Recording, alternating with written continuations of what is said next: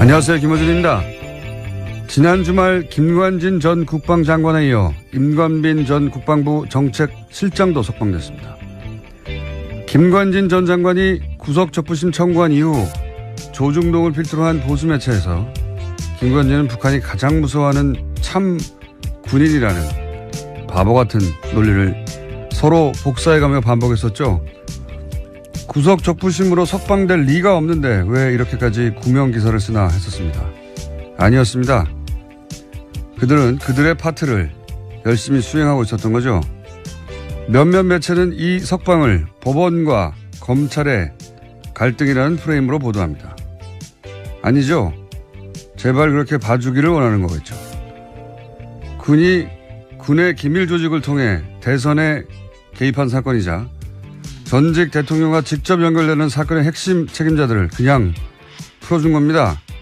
이 사건은 검찰과 법원의 법리가 부딪힌 게 아니라 법을 통해 세우려는 새로운 질서와 그 새로운 작동을 막아선 과거 세력의 힘이 부딪힌 거죠. 역사는 이런 힘을 반동이라고 합니다. 반동의 성공은 구체제의 부활이죠.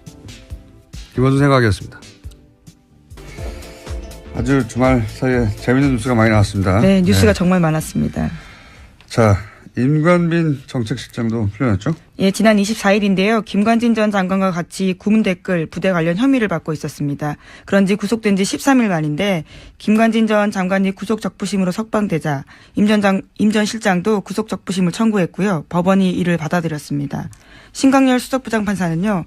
혐의는 다툴 여지가 있고 증거를 없애거나 도망갈 우려가 있다고 보기 어려워서 석방했다라고 밝혔습니다. 이게 말이 안 되는지는 저희가 잠시 후 일부에서 이정열 전 부장판사 오늘은 직접 스튜디오에 나옵니다. 네, 나와서 자세히 다루기로 하고 되돌아보니까 딱딱 맞아떨어져요. 그러니까 구속적부심 청구부터 이상한 거죠 이게. 예. 법적으로 변한 게 아무것도 없는데 그럼 청구 자체를 안 하는데 안 되니까 근데 청구를 합니다.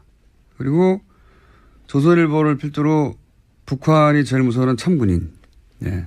제가 계속 바보 같다고 비웃었는데. 근데 조중동이 계속 해요. 원래 조중동은 안 될 일은 붙들고 있지를 않아요. 왜냐하면 그러다가 진짜 안 되면 조중동 영향이 없다는 걸 인정하는 거 아니에요. 그런데도 계속 붙들고 있어서 여기 참 이상하다. 이거 컨트롤 타워가 있긴 있는 것 같은데 왜 이러나 억지스럽게. 설마 구속적부심으로? 에이 설마. 그런데 그 양승태 전 대법원장이 직접 꽂았다고 하는 신강렬 판사가 그 어려운 걸 해내죠. 예. 그러면서 또 기사가 나옵니다. 김관진은 청구할 생각이 없었는데 변호사가 하자고 해서 참군이니까 직접 하자고 할 수는 없잖아요. 그리고 또 이어서 상관이 풀려났는데 당연히 부하도 석방돼야 또 청구합니다. 이런 기사가 나오고. 그리고 나서는 이제 주말에는 검찰과 법원의 갈등 이런 프레임이 나왔죠. 하루 종일 포털탑에. 왜 이런 일이 벌어졌냐. 검찰과 법원이 갈등해서 그렇다는 거예요. 그렇게 봐주길 원하는 거죠. 그 다음 포털의 메인은 신강렬 판사에 대한 비난 여론이 있었잖아요. 예. 뭐 인터넷에도 그렇고. 여당에서도 그런 비판이 있었습니다. 그러자 신 부장판사를 적폐로 매도한다. 뭐 처단 선동하고 있다. 신상털이, 유언비어, 가짜뉴스, 인신공격, 사법부 독립을 침해한다. 뭐 이런 그 비판을 이렇게 몰아가죠. 그리고 이런 비난에도 불구하고 신강렬 부장판사는 석방을 결정했다. 부당한 여론 압력에 굴하지 않고 할 일을 했다. 이런 뉘앙스 기사가 또 나오고. 그리고 댓글 부대가 요즘 기승입니다. 아주 딱딱 맞아떨어져요. 그런 일이 벌어졌어요. 이건 그냥 단일 사건이 아니라, 예, 저는, MB의 반격, 예, 구체제의 반격이라고 봅니다. 반동이라고 하죠, 이런 걸. 잠시 후에 다루기로 하겠고, 그러자 전병헌 수석도 기각이 됐죠, 영장. 네, 지난 25일 새벽인데요. 영장 기각됐습니다. 검찰은 롯데홈쇼핑이 방송 재승인을 대가로 전 전 수석이 명예회장으로 있던 한국e스포츠협회에 3억 원을 후원했다라고 봤는데요. 이에 대해서 서울중앙지법 강부영 부장판사는 범행 가당 여부와 범위에 대한 다툴 여지가 있다면서 구속의 필요성을 인정하기 어렵다라고 밝혔습니다. 또 관련 자료가 대부분 수집돼서 증거인멸과 도주 우려가 크지 않다라고 설명했습니다. 저는 전병헌 전 수석은 MB가 살렸다 그렇게 봅니다. 김관진, 임관빈 석방하다 보니까 형평을 맞추고 이렇게 된 것이다. 재청구하겠죠. 재청구하면 영장이 발부될 가능성이 높다. 저는 그렇게 보고요. 또 관련 뉴스가 많으니까 쭉쭉 이어가 보죠. 네, 적폐 사건의 핵심 피의자들이 잇따라서 검찰 소환도 거부하고 있는데요. 박근혜 정부 국정원에서 특수활동비 1억 원을 받은 혐의를 사고 있는 최경환 자유한국당 의원이 내일로 예정된 검찰 조사에 불응하겠다라고 밝혔습니다. 공정하지 못한 수사에는 협조하기 어렵다라는 건데요. 현역 국회의원에게는 불체포 특권이 있습니다. 그렇기 때문에 국회 본회의 표결에서 제적 의원 과반수 출석과 출석 의원 과반수 찬성이 나와야지만 체포가 가능한 상황입니다. 뿐만 아니라 김병찬 서울 용산경찰서장도 검찰의 요구에 출석해달라는 검찰의 요구에 응하지 않고 있는데요. 지난 25일 출석이 예정돼 있었습니다. 하지만 시간이 더 필요하다라면서 검찰의 의사를 전달했다고 하는데요. 김병찬 서장 같은 경우에는 2012년에 댓글 사건 관련해서 국정원과 수시로 통화해서 정보를 줬다라는 혐의를 받고 있습니다. 그러니까 이제 김관진, 임관빈부터 반동이라고 제가 표현했는데 반동의 기운이 아주 과거 인사들 다들 안 나오려고 하는 거죠 지금. 최경환 의원도 안 나오려고 그러고. 그리고 이 의원 원유철 의원 또 사실은 대상이 수사 대상입니다. 대상이 돼 있고 그리고 경찰도 안 나오려고 그래요. 용산 경찰서장 김병찬 다들 안 나오려고 하고 있습니다. 네. 네, 여긴 이미 25일 출석이었는데요. 나오지 않았습니다. 지금 이렇게 한 사람 뭐 김관진 임관빈이 풀려난 거 이외에도 전체적으로 다 이런 거대한 움직임이 있다 현재. 긴장이 필요하다. 제가 보기엔 다시 한번 큰 싸움이 시작되려고 한다. 저는 그렇게 봅니다. 다음 뉴스는요. 네, 박근혜 정부 국정원이 검찰의 댓글 수사를 막기 위해서 청와대에 SOS를 보낸 적이 있다라는 이야기도 나왔는데요. 과거 이야기입니다. 핵심 인력을 교체하려고 하는 등 수사팀에 와해시키려고 했던 정황이 드러났다라는 겁니다. 국정원이 당시 청와대에 올린 보고서를 보면 2013년 댓글 특별수사팀의 인적 구성에 심각한 문제가 있다 이렇게 내용을 보고했는데 보고서에는 특수성 검사들이 균형적인 정무 감각이 부족하다라고 평가해놨습니다. 그러면서 당시 특별수사팀장이었던 윤석열 팀장에 대해서는요. 통제가 안 되는 인사다라고 평가를 했고 또 특정 검사에 대해서는 할아버지가 전라도 출신이라서 원적이 문제가 있다. 또 특정 다른 검사는 대학 시절에 학생운동을 했다라면서 소위 건전 성향 법조인으로 수사팀을 바꿔야 한다라는 이야기를 제안했다라고 합니다. 윤석열 팀장은 통제가 안 된다. 네. 통제가 안 되죠. 네. 그때도 와해시키려고 했고. 네, 2013년입니다. 실제로 그때 그래서 윤지검장 같은 경우에는요, 결과적으로 쫓겨나는 상황이 됐었습니다. 윤지검장만 쫓겨났나요? 네, 최동욱 총장도요. 검찰총장 자체를 날려버렸는데요. 자, 그리고 지금도 사실은, 그런 일이 벌어지고 있는 셈입니다. 본격적으로. 전체 흐름이 그렇다는 거, 자, 다음 수는요. 네, 국정원 업무에 불법 관여한 의혹을 받고 있는 우병우 전 수석에 대해서 검찰이 지난 24일 또다시 압수수색을 벌였습니다. 이번에는 재판을 받고 돌아가는 우 전 수석에게 영장을 제시하고 기습적으로 휴대전화 차량을 압수수색한 건데요. 이제까지 우 전 수석 같은 경우에는 제대로 압수수색하지 않았다라는 비판이 많았는데 이번에는 기습적으로 압수수색을 해서 현재 사용하고 있는 휴대전화까지 확보했다고 합니다. 현재 사용하는 휴대전화. 이렇게 하지 않으면 뭐 다 날려버리니까요.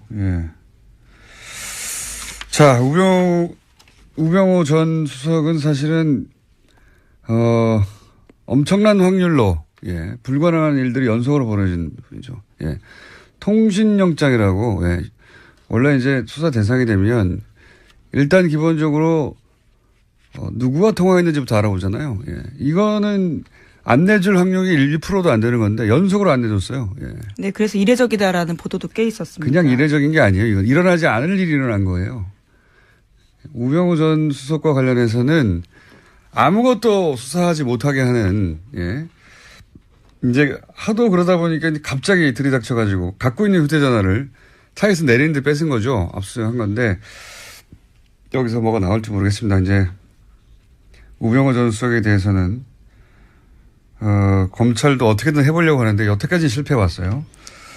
자, 그래서 이런 아무도 모르게 이런 영장 발부해서 아무도 모를 수는 없겠죠. 여하간 갑자기 기습적으로 닥쳤다라는 건데요. 이런 경우는 잘 없는데. 네. 이와 관련해서는 오늘 아침 한겨레 신문 보도가 있는데 이 과정에서 현직 검찰 간부가 우병우 전 수석과 추명호 전 국정원 국장의 연결고리 노릇을 했다라는 보도도 있습니다. 그러니까 내부에 일종의 프락치라고 표현하나요? 뭐 이런 사람들이 있다 보니까 검찰이 굉장히 기습적으로 압수수색했다라고 보는 건데요. 대검찰청에서는 해당 간부에 대한 감찰을 착수했습니다. 알겠습니다. 다음 뉴스는요. 뉴스가 많아요. 네, 국가정보원 댓글 수사를 방해한 의혹 등으로 참고인 검찰 수사를 받다가 숨진 변호사가 있습니다. 국정원 직원이었는데요. 정치호 변호사입니다. 이 변호사의 유족이 사망 경위에 대해서 진상규명을 요구하고 있습니다. 유족과 변호인단이 지난 24일에 기자회견을 열었는데요. 사망 경위에 관한 의혹을 제기하고 철저한 수사를 촉구했습니다. 이게 저희도 한번 다룰 생각인데 처음에 자살 기도했다고 하는 그 장소부터가 알고 보니 자살을 할 수 없는 장소였다. 그러니까 물도 얕고 그리고 워낙 차량 이동이 많고 뛰어내리면 누구나 볼 수 있고 누구나 볼 수 있다는 건 금방 구출된다는 얘기죠. 근데 수심도 얕아서 1.5m밖에 안 되고 그러니까 자살을 정말로 하려고 했던 게 아니라 본인이 어떤 상황에 처해 있는지 알리려고 했던 거죠. 예. 그런 상황이었고 특히 제가 의심되는 대목은 휴대전화 평소 3대 사용했는데 2대가 사라졌더라. 사라진 것만 해도 이상한데 유족이 알고 있는 사라진 전화번호 1대 전화했더니 누가 받았다는 거 아닙니까? 네, 처음엔 받았는데 이후에는 전원이 계속 꺼져 있었다라고 합니다. 받고 이거 정 변호사 핸드폰 아니다라고 끊어버렸다는 거 아니에요. 말이 안 되는 거죠. 그러니까 사망한 이후 누군가 가져갔다는 얘기니까 누군가 가져간 사람과 사망과 연관관계 따져봐야 되고 그 외에 몇 가지 더 있습니다. 이 유가족은 이것이 단순 자살이 아니다. 타살 의혹이 있다. 이런 정황 여러 가지를 지금 주장하고 있고요. 네, 유가족들이 굉장히 저도 만나봤는데요. 아주 적극적입니다. 그래서 모든 이 루트를 따라다니면서 증거를 수집하고 있어서요. 만만치 않은 사건입니다. 알겠습니다. 자, 다음 뉴스요. 네, 더불어민주당 진선미 의원이 지난 24일에 이명박 전 대통령의 비자금 단서를 확인했다면서 검찰에 재수사를 촉구했는데요. 국회 본회의 자유발언에서 한 이야기입니다. 2012년 내곡동 특감 수사 종료 사흘 앞두고 발견됐던 이명박 전 대통령의 아들 이시영 씨의 명의의 삼성동 힐스테이트 전세 자금에 대해서 이야기를 했습니다. 자, 이 사건도 자세히 따져봐야 되는 사건이죠. 이게 이제 당시에 내곡동 특검할 때 내곡동 땅을 살 때 현금 6억 원을 가져와서 샀다. 근데 이시영 씨는 당시 무직이고 재산도 3,600만 밖에 없었는데 6억 어디서 났냐. 아버지가 준 거 아니냐. 그럼 아버지 통장에도 변동이 없으니까 비자금이다. 이런 얘기고. 그리고 그때 그뿐만 아니라 삼성동에 거주하고 있던 힐스테이트 전세자금도 6억 4천 원이었는데 이것도 역시 본인이 낸 게 아니다. 근데 이 돈은 청와대에서 준 거다 하는 정황이 나왔죠. 청와대의 총무기관, 거기가 이제 김백준 씨, 소위 이제 평생 이명박 전 대통령의 집사 역할을 했던 여기서 나온 건데 여기서 이제 국권이 나오죠. 2006년 이후 발행이 중지되어 있다라고 하는데요. 국권. 그러니까 아주 오랫동안 묵힌 돈이다라는 거죠. 오랫동안 있던 비자금이 나왔다. 네. 요 사안도 이미 특검이 조사해서 자료가 있으니 빨리 수사해라. 예, 그 비자금 어디서 났냐. 이런 이야기고요. 자, 또 하나가 이제 정유라 씨. 소위 이제 제가 이게 새로운 뭔가 기운이 있다 이거. 정말 진짜 전쟁이 새로 시작된 거 아니냐 이런 얘기를 했는데 정유라 씨 집에 40대 이모 씨가 침입을 했어요. 네, 강도가 침입했는데요. 지난 25일에 발생한 일입니다. 현장에서 붙잡힌 강도 같은 경우에는요. 처음에 정유라 씨와 금전거래가 있다라고 했다가 말을 바꿨습니다. 카드빚 2,400만 원 때문에 범행을 저질렀다라고 하는데요. 경찰은 강도 행각의 무게를 두고 이 씨에 대해서 강도 상해 혐의로 구속영장을 신청했습니다. 저는 이 사건을 굉장히 이상하다고 봅니다. 단순 강도라고 보기엔. 더군다나 계속 얘기하지만 기운이 이상하잖아요, 요즘. 예. 그래서, 요 사안 취재 중인, 이게 좀 이상하군요. 주진우 기자, 저희가 민진우 잠깐 연결해 보겠습니다. 주진우 기자. 안녕하십니까. 네. 방금 전까지 전화기가 꺼져 있어가지고 저희 제작진이 난리가 났었어요. 네. 네, 인지 일어났습니다. 자, 이모 씨가, 조사 초기에는 경찰에 정유라 씨하고 돈 문제가 있다고 했다가 나중에는 그게 아니고 카드빚 2,400 갚기 위해서 강도했다. 이렇게 본보겠는데 이게 단순 강도로 보기에는 이상한 점부터 일단 짚어보면 어떤 게 있습니까? 범행이 발생하자마자 이상하지 않습니까? 그런데 네. 경찰과 그리고 언론에서 일제히 우발적인 범행이라고 발표를 했고요. 그 다음에 정유라 씨하고 같이 지내던 이 씨가 크게 다쳤어요. 네. 근데 경미한 부상이라고 계속 보도가 나오는 게 좀 이상했습니다. 그리고 네. 장소와 시간이 강도 범행을 하기에는 최악입니다. 정유라 씨가 살고 있는 그 압구정 동 미띠 빌딩의 1층에는 인기 있는 베트남 음식점이 있는데요. 주말 오후 3시는 피크타임이에요. 그래서 1층에 손님이 많고요. 줄을 서거나 그리고 발레 파킹하는 아저씨들이 여럿 있습니다. 그리고 그래서 누군가 고함만 질러도 그냥 바로 검거될 수 있는 그런 환경인데 일주일 이상 그 강도 범행을 도모한 사람이 찾기에는 너무 그 멍청한 선택이었습니다. 일단 기본적으로 오후 3시 사람이 드글드글하는 곳에 대낮에 강도를 하러 간다는 게 이상하고 그리고 이게 이제 강도라는 건 침입이 목적이 아니라 돈을 뺏어서 도주가 목적이에요. 도주객이 그렇죠. 예, 도주객이 수립이 돼야 되는데 침입할 때부터 이미 수위 아저씨하고 마주쳤다는 것은 얼굴이 다 노출되는 거잖아요. 그죠? 네, 이게 도주하기에는 굉장히 어려운 그 빌딩이에요. 정유라 씨 집은 지하 1층하고 1층에서 출입구에 그 카드를 이렇게 대고 올라가야 되는데요. 지하 1층에서 1층에 저기 경비 아저씨가 있어요. 네. 아까 말했듯이 1층에는 발레 아저씨들이 덩치 큰 아저씨들이 많습니다, 거기에. 근데 그래서 지하 1층에 가서 택배 왔어요. 그리고 경비원을 일단 협박해가지고요. 네. 인터폰을 하게 하고 이 경비 아저씨를 묶고 이렇게 올라가는데 여기까지는 치밀합니다. 그 가짜 총과 칼까지도 그 준비한 걸 보면 여기까지는 총도 준비했어요? 아니 네. 칼을 준비했다? 칼과 가짜 총도 있었어요. 가짜 총도 있었어요? 어허. 네네. 근데 그렇게 묶어놓고 거기 준비까지는 치밀했는데 그리고 지하로 올라간다는 것까지 알았어요. 이건 쉽지 않은데 그걸 보고 올라갔는데 도주 생각은 아예 없었다고 봅니다. 그 건물 내부에 CCTV도 있었을 거 아닙니까? CCTV 이제 많습니다. 많습니다. 그래서 근데 그 이미 올라가면서 자기가 노출될 것을 알고 있었다고도 봐도 무방합니다. 그러니까요. 원래 이제 도망가는 계획을 못 세우면 아예 들어가지도 않는 건데, 자, 네. 그렇게 실제로 집에 들어가서 지금 경찰 발표는 금품을 요구했다고 하는데 실제 금품을 요구했답니까? 들어가서? 아니요, 돈을 요구하지도 않았고요. 그 돈을 숨겨놨을, 최순실 씨나 정유라 씨 큰 부자이기 때문에 어디에 숨겨놨겠지, 쏴놨겠지 했는데 금품을 찾기 위해서 집을 뒤진 흔적도 없습니다. 뒤지지도 않았습니다, 아예. 그럼 들어가서 실제로 어떤 행동을 했습니까? 이 부분 주목되고 있지 않은데 누가 보내서 왔다고 얘기했어요, 분명히. 누가 보내서 왔다. 그리고 정유라 나와라. 할 얘기가 있다. 할 얘기가 있어서 나와라. 이런 소리를 계속 질렀다고 합니다. 그래서 아직 어떤 얘기를 했는지는 지금 취재 중입니다. 누가 보내서 왔다. 그리고 할 얘기가 있어서 왔다. 네. 그 외에 또 어떤 행동을 했습니까? 정유라 씨는 이 빌딩에 그 6층, 7층에 복층이 있는 집에 살고 있는데 6층에는 고땡땡 유모가 살고 있고요. 유모가 고모. 있고, 네. 7층에는 정유라 씨가 지내고 있어요. 원래 6층에 정유라 씨가 살았어요. 네. 그리고 7층에는 정윤혜 씨와 최순실 씨 방이 있었어요. 네. 각방이었습니다, 사실. 별걸 다 각방.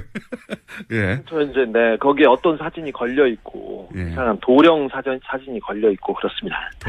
그 40대 계안이 6층에 올라가서 예. 모모의 신분증을 뺐었어요. 신분증이요?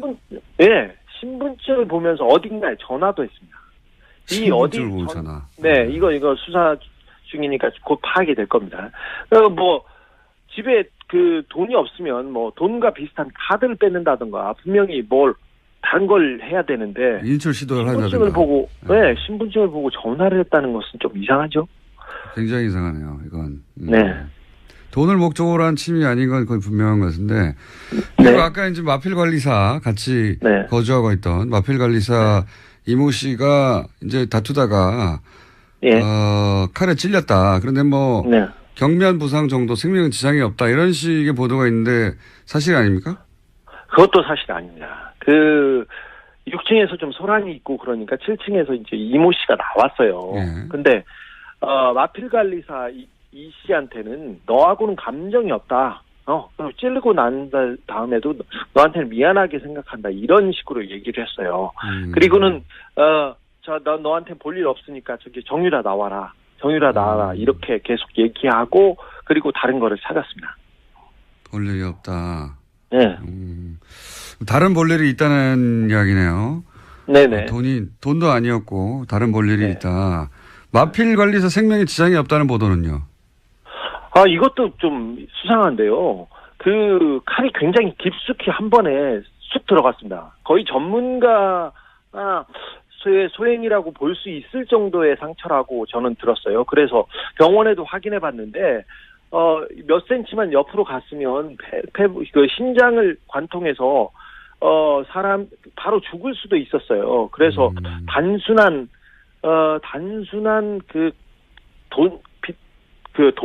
빚 때문에 벌인 범행이 분명히 아니라는 것은 분명합니다. 피가 너무 많이 나서요. 네. 그 생명에 지장을 줄 뻔했습니다. 범인이 전과가 없는 초범이었는데요. 칼을 매우 잘 쓴다는 특징이 있습니다. 그렇군요. 그럼 신고는 누가 한 겁니까? 신고한 사람도 안 나왔는데. 네, 사실 초범이 이렇게 칼 쓰다가 이거 쉽지 않거든요. 손 다치고 힘든데 이거 말끔하겠습니다. 신고는요. 괴한이 소란을 피우고 이 씨하고 격투가 벌어졌지 않습니까? 그래서 정유라 씨가 아이하고 이렇게 방의 문을 잠그고 방 문을 붙들어 잡고 있으면서 전화를 했습니다. 정유라 씨가 누가 신고하는지 보도가 안 돼가지고. 그러면 정유라 씨 정도면 굉장히 중요한 증인인데 경찰이 건물을 감시하고 신변보호하고 있지 않았나요? 사실 경찰 한 명이 보호하고 있었습니다. 근데 이모 씨가 이 부분도 따돌리고 들어갔습니다. 심상치 않네요. 그러면 마지막 질문인데 이게 돈도 목적이 아니고 무슨 할 말이 있어 왔다. 신분증을 뺏어서 어디론가 전화했다. 종합적으로 볼 때 따로 볼 일이 있었다고 했던 그 볼 일은 뭐라고 지금 아직 취재 중이긴 하겠지만. 네, 이거 봅니까, 파악 중인데 사실 박근혜 최순실 씨 주변에서는 이런 일이 많이 있습니다. 누가 죽거나 다치거나 그리고 뭐 정유라 씨, 장시호 씨가 뭐 누구 사람을 만난다던가 남자를 만나면 조폭을 보내는 경우도 특별한 일은 아니니까요. 근데 이 사건에서는 의심해볼 정황이 너무 많습니다. 특별히 정유라는 박근혜, 최순실, 이재용에게 가장 중요한 증인입니다. 특별히 박근혜와 이재용 씨의 뇌물 사건이에요. 뇌물의 실질적인 증거 있지 않습니까, 이분이. 그래서 지난 재판에서 이들에게 불리한 증인을 해가지고 이재용 부회장한테 유죄를 받는 결정적인 증거가 되기도 했으니까요. 사실 정유라 씨가 겁을 먹거나 아니면 다른 증인이 그 겁을 먹고 입을 다물라고 메시지를 보내기에는 이보다 더 좋은 상황이 없습니다. 특별히 적폐 수사 자체를 흔들어볼 목적으로 지금 뭐 세력이 규합되고 이상한 징후들이 많이 보이는데 이걸 목적으로 누구를 그 사람을 보냈을 가능성을 열어놓고 이 범행의 동기와 배후를 파헤쳐야 된다고 봅니다.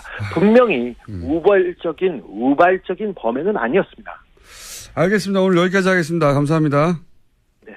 네, 시사인 주진우 기자였습니다. 저는 특히 이 집 보모 신분증을 뺏었다는 게 이게, 이상하네요. 왜냐면은, 신분증 봐서 뭐예요? 아무 상관이 없잖아요. 근데 그걸 강도라고 생각하면 이상한데, 그게 아니라, 거기에 있는 모든 사람의 심리적 압박, 거기 같이 있던 마필 관리사, 유일한 남자였거든요. 그 사람은 칼로 찌르고, 그리고 보모는 신분증을 누구한테 신분을 불러준다고, 주민등록번호 불러준다고 생각해봐요. 부모 입장에서 굉장히 심리적 압박이거든요. 누군가 내가 여기 근무하는 걸 알고 있다. 그런 목적이 아니었을까. 그렇지 않고서는 대낮에 들어가서 신분증을 뺏어가지고 전화하고 내가 누가 보냈다 할 얘기가 있다. 이럴 리가 없죠. 그 도주의 계획이 없잖아요. 이건 기본적으로 침해 계획만 있어요. 굉장히 이상한 사건이다. 네, 저는 그렇게 봅니다. 자, 오늘 여기까지 할까요? 네, 인사드리겠습니다. 여기까지 할 거면 그냥 중간에 보낼 걸 그랬어요. 네. 지금까지. 네, 시사인 김은지였습니다. 감사합니다. 네, 감사합니다.